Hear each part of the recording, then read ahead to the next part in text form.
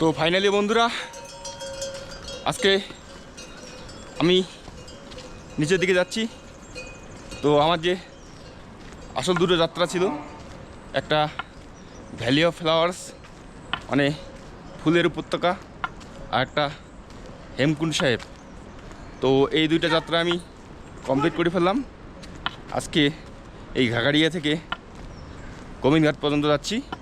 আজকেও হেঁটে হেঁটে যাচ্ছি। তো আসার দিন তো খুব পরিশ্রম হয়েছিল, তো আজকেও যাই। দুটো ব্যাগ আছে বড় বড়, ব্যাগের ওজন অনেকটাই। আমি পৌঁছে গেলাম পুনলাতে। তো আজকে ঘাগাড়িয়া থেকে পুনলা পর্যন্ত আসলাম, 10 কিলোমিটার রাস্তা। তো এটা রাস্তা সম্পূর্ণ নিচুর দিকে আসে। তো আজকে বেশি সময় লাগলো না, মাত্র 3 ঘন্টা চলে আসলাম আমি। তো যাওয়ার দিন তো আমাকে নামার 8 ঘন্টা লেগেছিল, তো আজকে 3 ঘন্টা চলে আসলাম। তো আমি ভাবতে পারিনি যে আজকে এত কম সময় আসবো। তো আজকে কিন্তু কন্টিনিউ এসেছি, আজকে একবারও রেস্ট নেইনি। আর একটা জিনিস, সেটা অন্যদের ক্ষেত্রেও হতে পারে, আমার ক্ষেত্রেও হয়েছে, যে এখানে কিন্তু আসলে তোমাদের শরীর খারাপ হবে। মানে যেমন আমার 3 দিন আর কি, যেমন যেদিন এখান থেকে ঘাগাড়িয়া পর্যন্ত গিয়েছি সেদিন, তারপরে ভ্যালি অফ ফ্লাওয়ার্স, কালকে হেমকুণ্ড, 3 দিনে আমার কিন্তু জ্বর এসেছিলো। তো জ্বরের ওষুধ খেলে পরের দিন আবার ঠিক হয়ে যাওয়া যায়। তো এগুলো মাথায় রাখতে হবে যে জ্বর আসতে পারে, পা মচকে যেতে পারে, কোমরে ব্যথা হতে পারে, ঘাড়ে ব্যথা হতে পারে। তো এগুলো মানে মনে রেখেই আসতে হবে। আর আরেকটা জিনিস, যে এখানে ওই ঘাগাড়িয়া এবং যোশীমঠ, তারপর গোবিন্দঘাটে কিন্তু গুরুদ্বারা আছে, গুরুদ্বারে থাকা যায়। এখন মাত্র 9:30 বাজে, দিনে অনেক সময় আছে। তো আমি ভাবছি এখন এখান থেকে একটু বদ্রীনাথের ওইদিকে যাব। তো চলো। তো এই যে সবাই এখান থেকে আবার যাত্রা করতেছে, এই যে পুলনা থেকে।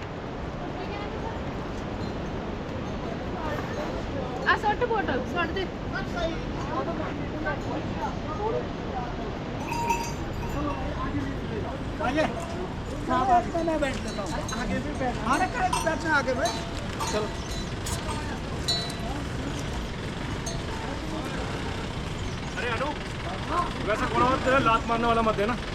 पिछली बार दिया था ना।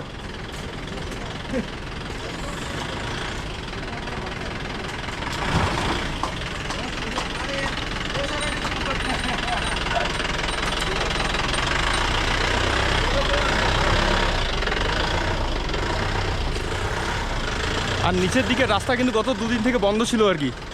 তো এই গোবিন্দঘাট অথবা যোশীমঠ থেকে ঋষিকেশ অথবা হরিদ্বার পর্যন্ত যাওয়ার যে রাস্তা, তো রাস্তা সম্পূর্ণ ধসে পড়ে গিয়েছে। তো তার জন্য রাস্তা বন্ধ, 4 ধাম যাত্রা বন্ধ ছিল। তো আমি দেখি, আজকে তো যাব না, কালকে আমাকে যেতে হবে।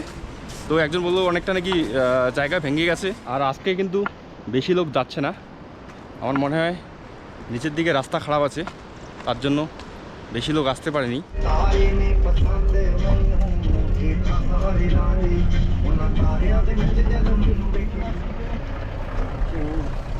আমি এখন এই গোবিন্দ ঘাটে এসেছি। তো এখান থেকে আমি এখন বদ্রীনাথ যাওয়ার চেষ্টা করব।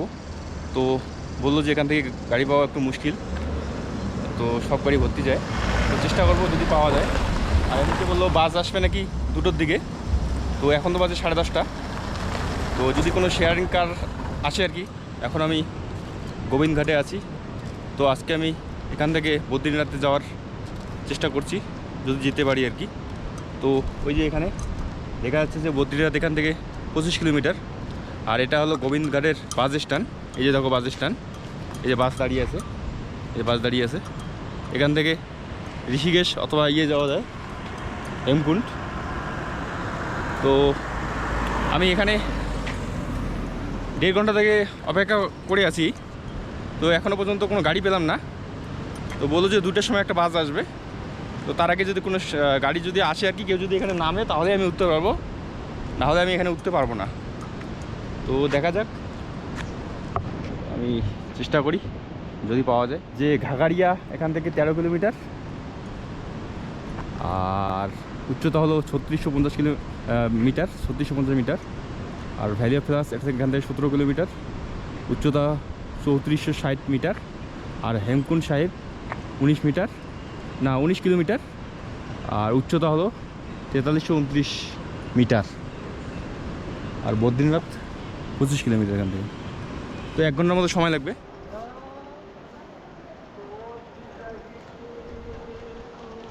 এই 25 কিলোমিটার আসার পর আমি এই বদ্রীনাথ দর্শন করলাম এবং চারদিকের পরিবেশটা একটু উপভোগ করলাম।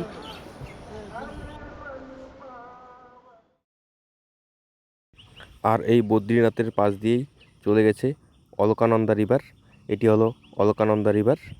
আর এখানে যদি আর একটু সময় নিয়ে আসা যায় তাহলে এখান থেকে 3 কিলোমিটার দূরে আছে মানা ভিলেজ, যেখান থেকে সরস্বতী নদী দেখা যায়। আর সরস্বতী নদী কিন্তু ভারতের একমাত্র এই মানা ভিলেজ থেকেই দেখা যায়।